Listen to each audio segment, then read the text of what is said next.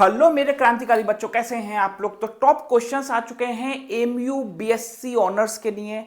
अगर कोई बच्चा बीएससी नर्सिंग की प्रिपरेशन कर रहा है या बीएससी पैरामेडिकल की कर रहा है तो उसके लिए भी ये क्वेश्चंस बहुत इंपॉर्टेंट होने वाले हैं। यहां मैंने बीच में आप लोगों के लिए कुछ वो टॉपिक्स बता दिए हैं जिससे 100% क्वेश्चंस आते ही आते हैं, तो अच्छी तरह पढ़ लीजिएगा। जिन बच्चों ने टेस्ट सीरीज ली है उनके लिए मैंने ऑर्गेनिक की ट्रिक्स अलग से भी डाल दी है। यहां भी बहुत सारे क्वेश्चंस आएंगे जो कि आपको ट्रिक से करने हैं। तो शुरू करते हैं जरा जल्दी से। सबसे पहले ये कह रहा है हमसे क्वेश्चन पहला कि डिहाइड्रेशन इनमें से किसके लिए पॉसिबल नहीं होगा। तो याद रखिएगा पहली चीज कि अल्कोहल का डिहाइड्रेशन का मतलब होता है अल्कीन्स बनना, मतलब डबल बॉन्ड आना। अब वो जो डबल बॉन्ड आता है वो जो कार्बन होगा हमारे पास उसके बराबर वाले कार्बन पे आता है। इसका मतलब या तो यहां आ सकता है या यहां आ सकता है डबल बॉन्ड, या यहां आ सकता है।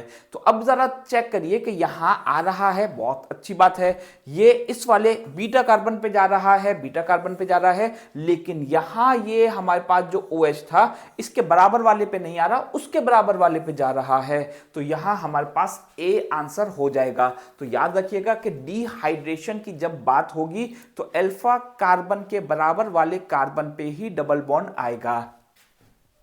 नेक्स्ट क्वेश्चन आता है हमारे पास, आयोडीन को रिएक्ट किया जा रहा है कंसंट्रेटेड HNO3 से और Y हमें प्रोडक्ट मिलता है। वो Y प्रोडक्ट मैंने यहां लिख दिया है। अब यहां हमसे कहा जाता है कि Y की ऑक्सीडेशन स्टेट बताइए। हमें पता है कि हाइड्रोजन की ऑक्सीडेशन स्टेट +1 होगी, इसको बोल देते हैं X।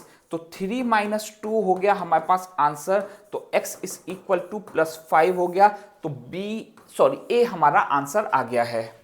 नेक्स्ट क्वेश्चन आता है हमारे पास, हुई एंड क्राई मीन्स। इसका मतलब होता है जब लोग आंदोलन करना शुरू कर देते हैं। तो यहां हमारे पास आउट क्राई हो जाएगा, तो पब्लिक आउट क्राई हमारे पास आंसर होगा। इंग्लिश का ये सवाल है। इंग्लिश के MCQs मैंने आप लोगों को दिए हुए हैं जो ग्रुप में आ रहे हैं, अच्छी तरह उनको प्रैक्टिस करिएगा क्योंकि पिछली बार काफी क्वेश्चन सेम टू सेम आ गए हैं जो आप लोग को टेस्ट सीरीज दी थी उससे। ठीक है, तो इसलिए याद रखिएगा सारी चीजें। यहां क्वेश्चन आता है फिजिक्स का, और फिजिक्स में हमसे कहा जाता है कि AB बताइए कितना होगा, एरर बताना है। अगर A की वैल्यू है 2.5 मीटर पर सेकेंड और एरर है इसके अंदर 0.5%, B की वैल्यू हमें गिवन है। सबसे पहले AB निकालेंगे जो कि जिसको हम X बोल देते हैं। उसके बाद हमारे पास प्रोडक्ट में अगर दो वैल्यूज होती हैं तो हम फॉर्मूला लगाते हैं ΔX/X = ΔA/A delta plus ΔB/B।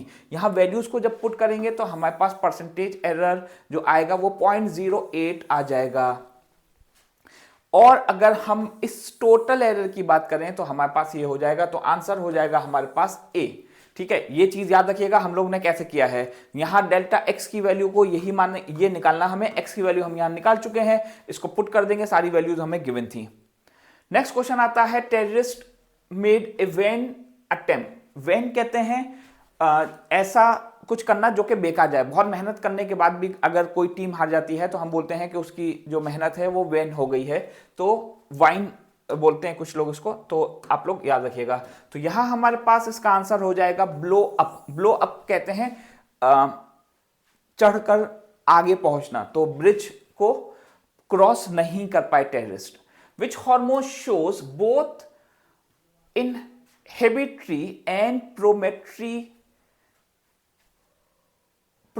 effects depending upon concentration। क्योंकि बायो का क्वेश्चन है, आप लोग आंसर बता सकते हैं। इसका आंसर हो जाएगा हमारे पास ऑक्सीजन, हमारे पास आंसर हो जाएगा इसका A आंसर हो जाएगा। ठीक है, बायो में मैं बहुत ज़्यादा बेकार हूं, तो इस वजह से क्वेश्चंस मगर मैं आप लोगों के लिए अच्छे दे देता हूं, और वो जो अच्छे देता हूं वो मैं कंसर्न करके देता हूं जो बच्चे या तो क्वालिफाइड किया था जिन बच्चों ने, या तो कुछ MBBS वाला कर रहे हैं। मतलब मैं ऐसे नहीं देता, अच्छी क्वेश्चन से कोशिश करता हूं। यहां हमारे पास एक्सेलरेशन बताना है। एक्सेलरेशन जो होता है वो हो जाएगा हमारे पास dx² /dt²। मतलब जो हमारे पास x की टर्म में डिस्टेंस दिया हुआ है उसको 2 बार डिफरेंशिएट करना है। पहली बार डिफरेंशिएट करेंगे वेलोसिटी आएगी, दूसरी बार करेंगे तो एक्सेलरेशन आएगा। तो जब 2 बार हम डिफरेंशिएट करेंगे तो हमारे पास आंसर आ जाएगा ये। कमेंट में आप लोग को बताना है कि इसको सॉल्व करने के बाद आंसर क्या है। कमेंट में आप लोग को बताना है कि इसका क्वेश्चन नंबर 7 का आंसर कमेंट में बताना है क्या आ रहा है इसको सॉल्व करने के बाद। ऑलमोस्ट हो चुका है पूरा ये।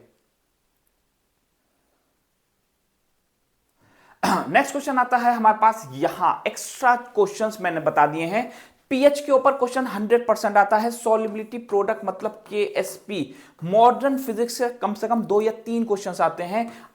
इडियम्स, फिक्स प्रीपोजिशंस बहुत इंपॉर्टेंट है। जो बच्चे टेस्ट सीरीज लेना चाहते हैं वो इस नंबर पे मुझसे कांटेक्ट कर सकते हैं। जो बच्चे टेस्ट सीरीज लेना चाहते हैं वो इस नंबर पे कांटेक्ट कर सकते हैं। 999 की वो टेस्ट सीरीज है। इस टेस्ट सीरीज में आप लोग को शॉर्ट नोट्स मिलने वाले हैं, डेली एमसीक्यूज मिलने वाले हैं और वीकली टेस्ट मिलने वाला है। उसके अलावा ट्रिक्स की वीडियोस भी मिलने वाली हैं। ग्रुप में आपको सब चीजें सेंड कर दी जाती हैं। नेम रिएक्शन बहुत इंपॉर्टेंट होते हैं, याद रखिएगा। एपीजीपी, Kranz anatomy is associated with, तो ये थोड़ा सा बायो का क्वेश्चन है, आंसर सी हो जाएगा इसका। आप लोग चेक कर लिएगा कितने क्वेश्चंस आप लोगों से बन रहे हैं। Energy stored in 90 centimetre length of a laser beam operating at 3 MW, ठीक है। तो ये मिली वॉट है हमारे पास, जो इसकी पावर दी है वो, ठीक है। मिली वॉट का मतलब हो जाएगा 10⁻³ वॉट, ठीक है। तो अब हमारे पास जो पहले हम टाइम निकाल लेते हैं। टाइम निकालने के लिए डिस्टेंस अपॉन स्पीड हो जाएगी। स्पीड हम लिख रहे हैं स्पीड ऑफ लाइट, तो इसको जब सॉल्व करेंगे तो हमारे पास आंसर आएगा 3 × 10⁻⁻19। अब एनर्जी जो होगी वो होगी पावर इंटू टाइम। पावर की वैल्यू हमें गिवन है, फॉर्मूला पुट कर देंगे, आंसर आ जाएगा। एएमयू बीटेक में आया हुआ सवाल है, खराब क्वेश्चन नहीं है, अच्छा सवाल है। तो आंसर हो जाएगा 9 × 10⁻12, ठीक है। सी हो जाएगा आंसर। रेंज ऑफ प्रोजेक्टाइल, यहां मैं आप लोग को एक ट्रिक बताता हूं इस क्वेश्चन की। Range of projectile when launch at theta, range अगर हम थीटा दे रहे हैं इसको या फिर 2 थीटा दे रहे हैं, 2 थीटा दे रहे हैं, लेकिन जो रेंज बन रही है हमारे पास वो सेम बन रही है, ठीक है। रेंज हमारे पास सेम बन रही है, तो रेंज हमारे पास सेम बनने का मतलब ये हाइट नहीं होगी, रेंज हो जाएगी हमारे पास सेम दोनों केसेस में।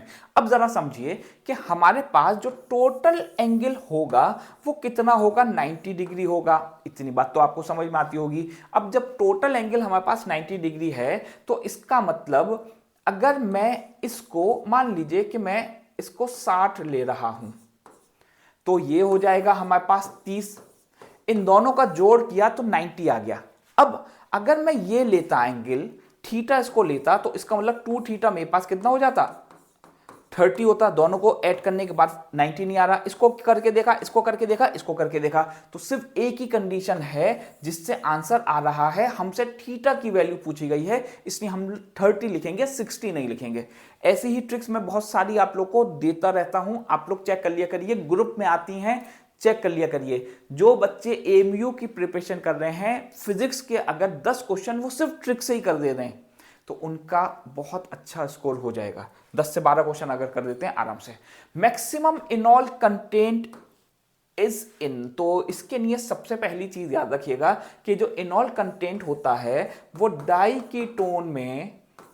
कीटोन में सबसे ज्यादा होता है। उसके बाद होता है एल्डिहाइड में, उसके बाद होता है अगर सिंपल कीटोन होगा उसमें, ठीक है। तो ये चीज याद रखिएगा। अच्छा, दूसरी चीज, अगर हमारे पास कोई फिनाइल ग्रुप आ गया उसके पास, तो जो फिनाइल ग्रुप होगा उसका रेजोनेंस की वजह से इनॉल कंटेंट और ज्यादा बढ़ जाएगा। तो यहां हमारे पास सबसे ज्यादा जो हो जाएगा वो डी का हो जाएगा। अगर हमसे दूसरे नंबर पे पूछा जाएगा तो आंसर सी होता, दूसरे नंबर पे, क्योंकि डाई कीटोन का बहुत ज्यादा रहता है, ठीक है। तो याद रखिएगा, ये क्वेश्चन भी बहुत इंपॉर्टेंट है। नेक्स्ट क्वेश्चन आता है हमारे पास, a particle moves in on a rough horizontal ground. एक रफ हॉरिजॉन्टल ग्राउंड है जिसकी कुछ वेलोसिटी है से v0, उसकी वेलोसिटी को v0 बोल दिया गया है। अब ये कह रहे हैं कि 3/4 of the kinetic energy lost. अगर 3/4 काइनेटिक एनर्जी लॉस्ट होती है तो बचेगी कितनी, तो बचेगी हमारे पास 1 में से माइनस कर दिया, टोटल एनर्जी को हमने 1 मानकर इसको माइनस कर दिया, तो हमारे पास 1/4 बच गई। अब जो वेलोसिटी होगी, क्योंकि काइनेटिक एनर्जी हमारे पास 1/4 हो गई है, तो 1/mv² करेंगे, तो इसको जब सॉल्व करेंगे तो हमारे पास v0/2 आ जाएगा। अब हम फॉर्मूला लगाते हैं v = u + at। अब क्योंकि अपोजिट डायरेक्शन में एक्ट होगी हमारे पास फ्रिक्शन, तो इसको हमने म्यू मान लिया है। तो आंसर हमारे पास यहां हो जाएगा 2 आना चाहिए, तो एक ही आंसर आ रहा है। चेक कर लिएगा, इसका आंसर वैसे ए आना चाहिए, चेक कर लिएगा। 12th question. नेक्स्ट क्वेश्चन आता है हमारे पास, रोटेटिंग व्हील चेंजेस। काफी बार ये इस टाइप का क्वेश्चन आता है एमयू में, जो बीएससी है, बीएससी ऑनर्स है पैरामेडिकल, उसमें इस तरीके के क्वेश्चंस आने के बहुत ज्यादा चांसेस होते हैं। हमारे पास एंगुलर मोमेंटम कितना गिवन है, इसको हम 2 पाई अपॉन टी से भी निकाल सकते थे, 2 पाई आर अपॉन टी से। तो हमारे पास यहां सबसे पहले ये रेवोल्यूशन पर मिनट दिया हुआ है, इसको हम कर देंगे पर सेकंड में, तो हमारे पास ये रेडियन में हमें चेंज करना पड़ेगा, तो ये हो जाएगा हमारे पास 60 पाई। इसको सॉल्व कर देंगे, इसको उससे कैंसिल करके, और इसको उससे कैंसिल किया, 3 आ गया, इसको उससे किया, 60 पाई आ गया। इसी तरह से जो दूसरा वाला हमारे पास है ओमेगा, उसको निकाल लेते हैं, उसको हमने कर दिया बिल्कुल सेम तरीके से किया। यहाँ 3000 इंटू 2 पाई अपॉन 60 से नहीं कर रहे हैं क्योंकि हम मीटर को मिनट को सेकंड में चेंज कर रहे हैं।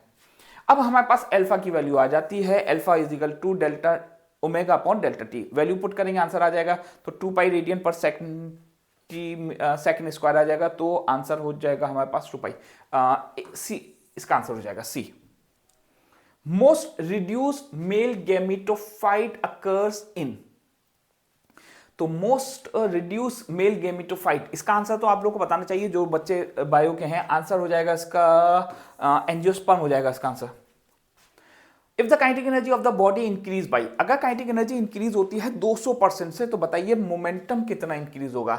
इसका सॉल्यूशन बड़ा लंबा रहता है, लेकिन हम लोग इसको आसानी से करते हैं, ट्रिक से करते हैं।